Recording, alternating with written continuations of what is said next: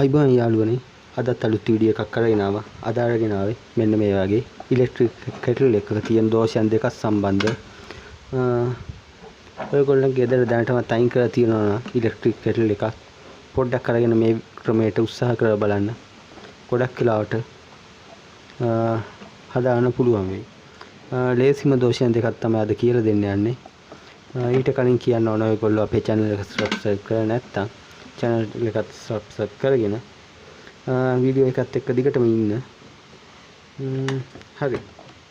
ඔයගොල්ලන්ට පේනවා මේ ස්ටෑන්ඩ් එක උඩ දැම්මට මේක ස්ටෑන්ඩ් එකට හයි කරාට මේකේ power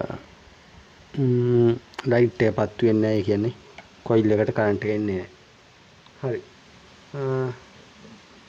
ඊළඟට ඔයගොල්ලන්ට කියන්න ඕන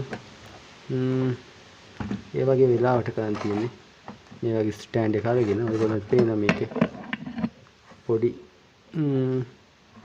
තහඩු දෙකක් වගේ තියෙනවා. මේ මැද පිට රවුමේ මැද රවුමේ ගොඩක් වෙලාවට මේකේ මැද රවුමේ තමයි බේස් එක ඉන්නේ. මම නැත්තම් ලයිව් වයර් එක සෙට් කරලා තියෙන්නේ. ඔයගොල්ලෝ බලන්න ඒ මැද ස්විච් මැද තහඩුවට කරන්ට් එනවද කියලා. ඔයගොල්ලන්ට පේන ටෙස්ටරේ පත්තු වෙනවා. කොනේ තියෙන එකට පත්තු වෙන්නේ නැහැ. හරි. ඒ කියන්නේ මේ යුනිට් එකේ කිසි දෝෂයක් නැහැ. මේක සම්බන්ධ වෙන්න පුළුවන් ගැටලුවක් තමයි ඔයගොල්ලෝ දැනට මේ ලයිට් එක පත්තු වෙනවා.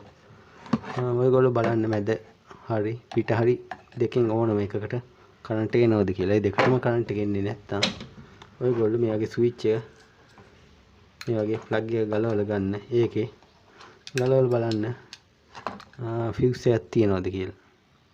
මම කියන්නේ මේක මේ දෙකටම කරන්ට් එක එන්නේ නැත්තම් එහෙම උනොත් කරන්න තියෙන්නේ මේ ප්ලග් එක ගලවලා මෙතන තියෙන ෆියුස් එක කඩේට ගෙනහිල්ලා පොඩ්ඩක් මේ විදිහම ෆියුස් එකක් ගෙනල්ලා ඒකට හයි කරලා බලන්න. ගොඩක් වෙලාවට හරියාවි.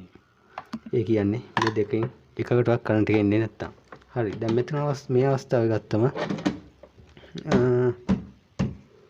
මේක එකට කරන්ට් එක එනවා. ඒ කියන්නේ මේ යුනිට් එක හොඳයි. මෙතනට එන කරන්ට් එක එනවා. ඊළඟට ඇති වෙන්න පුළුවන් දෝෂය තමයි මේකේ මේ contacts මේ කෙටල් එකේ පල්ලෙහා තියෙන තහඩුත් එක්ක ගෑවෙන්නේ නැති එක. ගොඩක් වෙලාවට ඔයගොල්ලෝ අලුත් කේතලයක් වුණත් දිගින් දිගටම ගොඩක් බර දාලා කෙටල් එකේ උපරිමටත් වැඩිය උපරිම මට්ටමේ වගේ කීප සැරයක් වතුර උණු කරනවා. අනිවාර්යෙන් මේ ගොඩක් වෙලාවට මේ ප්ලේට් මේ ස්විච් මේ තහඩු දෙකම හරි එකක් හරි පල්ලෙහාට තද වෙලා අර සම්බන්ධතාවය නැති වෙන්න ඉඩ තියෙනවා. ඒ වගේ වෙලාවට ඔයගොල්ලෝ කරන් තියෙන්නේ අනිවාර්යයෙන්ම ඉස්සෙල්ලම මේ ප්ලග් එක ගලව ගන්න. අනිවාර්යයෙන්ම 230 සම්බන්ධතාවයෙන් මේ යුනිට් එක අයින් කරගන්න. ඊළඟට ඔයගොල්ලෝ කරන් තියෙන්නේ මේ වගේ යතුරක් එහෙම නැත්නම් කොක්කක් මේ වගේ මේ විදියට තියෙන කොක්කක් හරි දාලා මෙතන තියෙන සම්බන්ධක පොඩ්ඩක් පටලවලා උඩට අදින්න.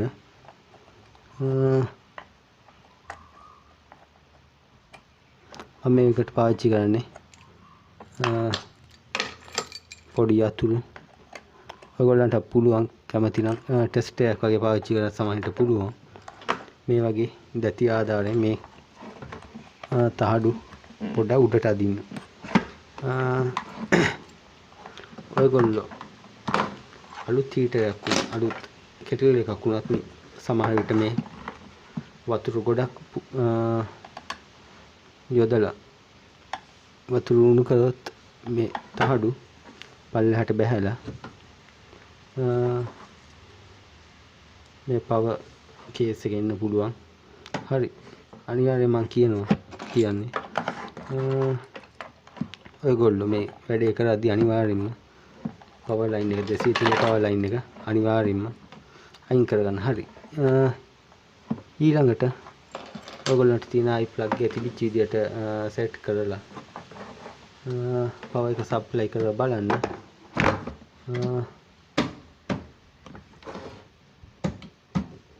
ඔයගොල්ලන්ට පේනවා පවර් ලයිට් එක පත් වෙනවා. ඒ කියන්නේ අපේ වැඩේ සාර්ථකයි. හරි. ඔයගොල්ලන්ට මහ ලොකු දෙයක් කරන්න ඇත්තටම සුළු දෙයක් තියෙන්නේ. ඒ වුණාට ලොකු වටිනාකමක් ඇති කියලා හිතනවා මේ වීඩියෝ එකේ. ගොඩක් වෙලාවට වොරන්ටි කාලය තුනක් මට හම්බෙලා තියෙනවා. මේ වගේ කෙටල් 3-4ක්ම. මේ ප්‍රශ්නේ නිසාම අයින් කරලා දාලා. ඉතින් මං හිතන්නේ අනිවාර්යෙන් ඔයගොල්ලොත් හම්බෙලා ඇති මේ වගේම මේ ගැටලුව තියෙන කෙටල්.